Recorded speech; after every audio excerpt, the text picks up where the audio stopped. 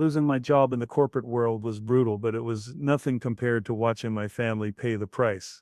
We had built a life of total luxury, a world of only supreme brands and elite schools.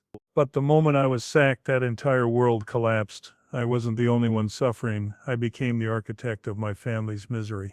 Watching my son cry over a generic toy, seeing the hurt in my wife's eyes as I cut her allowance, that's the real cost of a financial crisis. This is the raw, difficult truth about the nosedive change in our lifestyle.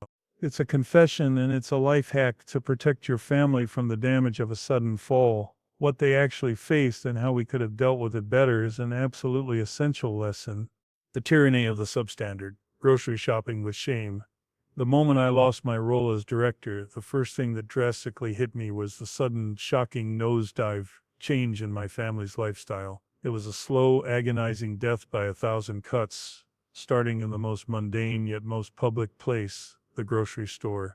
For years I had maintained this arrogant, almost ridiculous standard where certain products, anything not a supreme brand or a recognized international label, were considered substandard.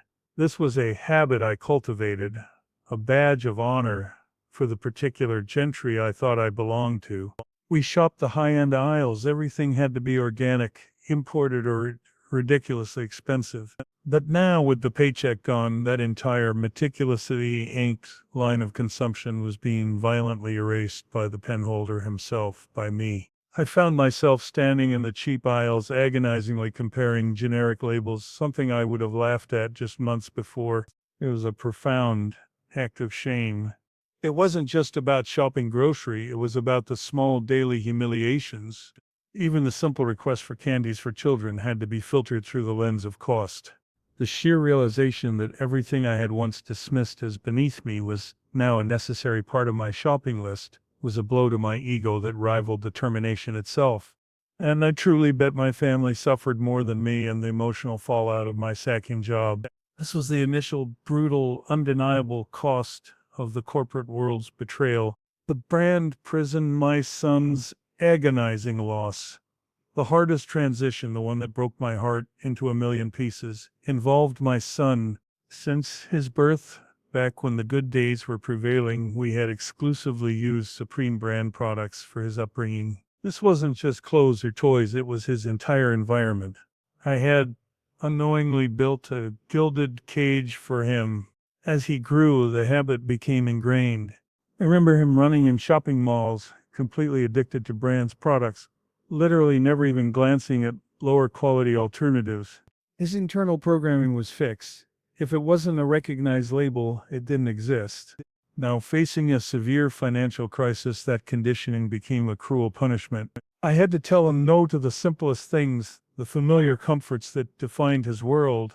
The sight of my son, confused and disappointed, having no option except to place hands upon non-branded products, was absolutely heartbreaking. I had been so negligent, so brand conscious, that I had made my own child inelastic for brands' products. This was a powerful lesson in consumer psychology and the necessity of instilling flexibility in your children. This created intense distress for both of us. This is the disturbing reality of how quickly an entrenched millionaire mindset can turn into a source of family conflict and shame. The school nightmare, elite fees, and forced withdrawal. The financial pressure wasn't just about groceries and toys, it was about my son's future. As a resident of a posh locality, the social expectation and my own pride dictated that I admit my son into the elite school of the area. The surged fees were substantial, a status symbol in themselves. Beyond the tuition, the other formalities, as instructed by the school management, were equally costly. Uniforms, specific supplies, expensive field trips. It was an ecosystem designed for the hyper-wealthy. When I lost my job as a director, I quickly realized I simply do not have enough saving to continue his study in that lavishly costly school. The savings I thought were my safety net evaporated quickly under the weight of those expenses. I was faced with an awful choice, but it wasn't really a choice at all. I had no other option except to shift him to other school with meager fee. The conversation I had to have with him, explaining why he couldn't see his friends anymore, why his school uniform was suddenly different, was one of the lowest moments of my life. This is distressing for my son and for me as well. I learned the hard way. Be flexible in selection of school for children. Never tie your child's entire stability to the volatility of your corporate salary. This lesson in financial freedom is worth millions. The bar and club exodus, cutting the chains of elite recreation. My personal social life was another high-cost victim of the financial crisis. I had a regular membership of bars club and five-star hotels. These weren't just places to drink. They were necessary environments where the elite class used to have sitting on a periodical basis. This was where deals were subtly made, where your network was maintained, and where your status was confirmed. Continuing that level of recreation was now financially impossible for me, given the severe financial crises that popped up due to my sacking. The painful cuts didn't stop there. I also had to mark cut on spending of my son on the name of extracurricular activities. The swimming pool membership, the elite clubs, the specialized gyms, all of it had to go because I was simply unable to bear all that. It highlighted how our leisure was directly tied to exorbitant fees, making us vulnerable. I had to learn to teach my children to find out conventional ways of recreation rather than relying on huge fee clubs and jibs. We needed resilience and alternate options for leisure in the absence of high-charge clubs. The fall taught me that true relaxation shouldn't come with a premium price tag.